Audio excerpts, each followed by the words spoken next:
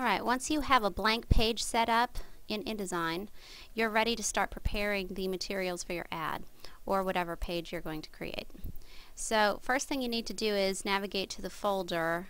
You're going to go to the Eve drive. I have it automatically saved here on my computer in a shortcut. But if you don't, you can go up to the network, go to Eve, Student Files, Publications, Yearbook, and 2011-2012. You're going to go to the Senior Ad folder, and full page ads, you're going to select your senior. We're going to work with Jonathan Bedard. Okay, what I would suggest first of all is identifying the image size, and Mr. Reamer is going to help you with that. Yeah, there's a couple things that you guys want to think about and sort of examine before you begin even moving photos onto your ad. Okay, so a couple things that you want to look for. First of all, you can up here in the top right, actually, let's start there. There's some options for how to view your files.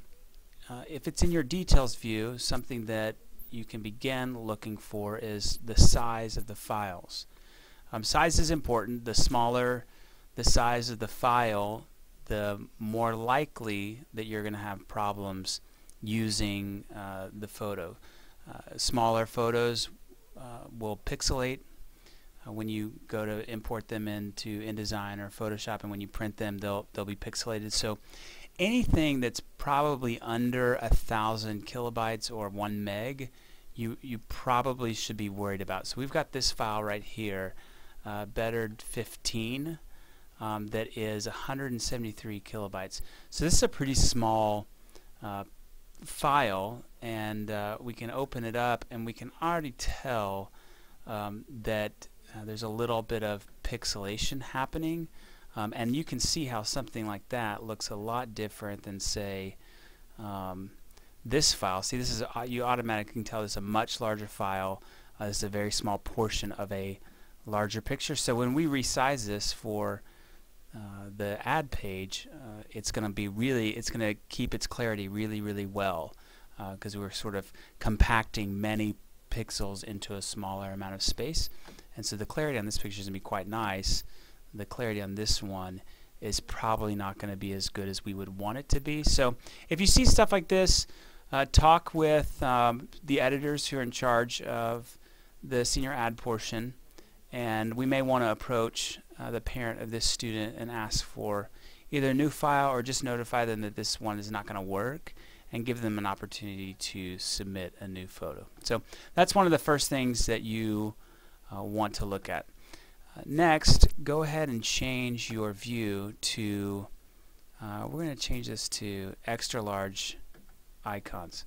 So now you can kind of see a preview of each of the photos that were submitted for this student.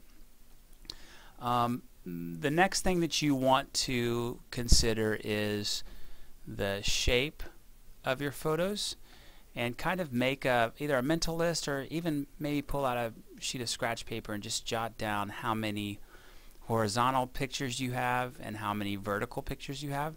We can see from a quick glance at this that everything in this set of photos is horizontal. There's a few in here that if we wanted to create some variety, we could probably open up in Photoshop and crop them so that they are vertical. So if, say for instance this one, like this stuff right here, I don't really even know what this is over here. But it's not terribly. Melissa was just saying, yeah, it's not relevant to the subject of the picture. Neither is this really. So you might be able to crop off the left and right sides of this picture and create a vertical picture.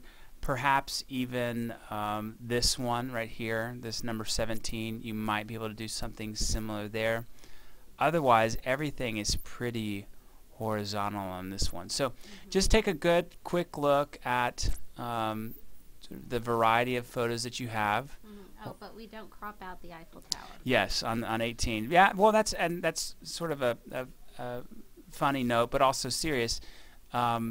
This is pretty critical to the subject of the photo. This photo they've submitted because I'm guessing this is the student with a family member and they're traveling abroad, and so it's part of the subject of the photo. So we want to make sure when we're cropping that we're not cropping out things that are critical to the subject of the photo. Once you've taken a quick inventory of horizontal and vertical pictures or photos that you can sort of modify, the next thing that you want to do is choose what's called a dominant photo for your ad. Which photo sort of stands out of all the photos that are sort of there on the screen? Which one stands out? Which one is your eye immediately drawn to? And which one from a subject perspective is unique and interesting? Those are some questions you can ask yourself to begin determining which one is the dominant. But a great rule of thumb is the dominant picture is probably the one that your eye is most immediately drawn to.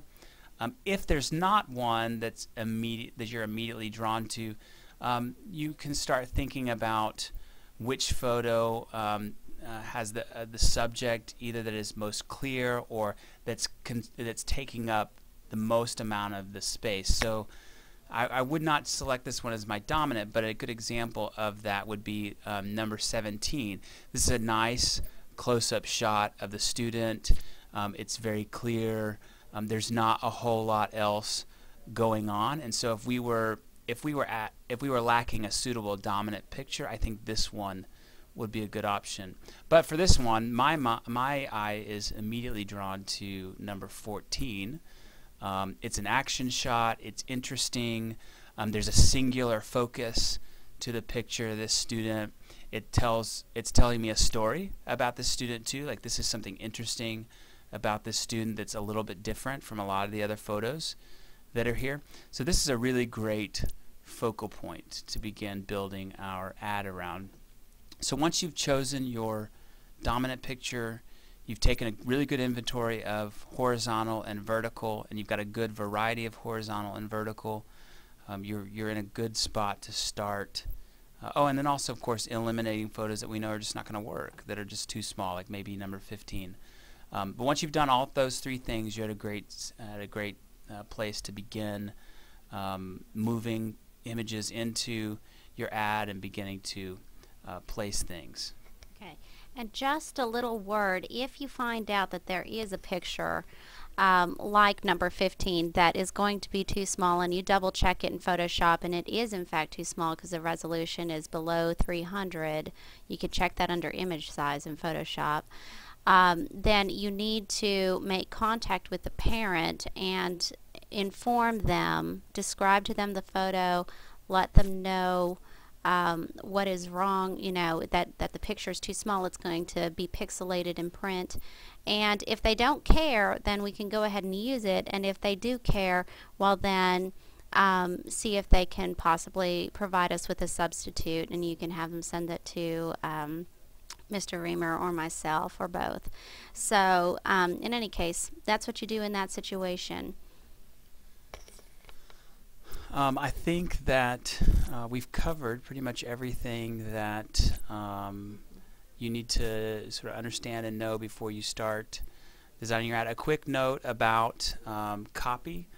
One of the things that would be good to remember, and particularly it may affect your layout a little bit, is that copy, particularly if it's specific to a photo, should not be placed very far from the photo that it refers to. So check your copy that the parents have provided. Make sure they haven't referenced any particular photos. That may or may not be an option, but there may be parents who for whatever reason are referencing a specific photo, and if they've provided a caption of some kind, you need to make room in your layout. Sort of think about that, budget that in your head, and remember that when you're laying out your photos. Otherwise, I think you're ready to go.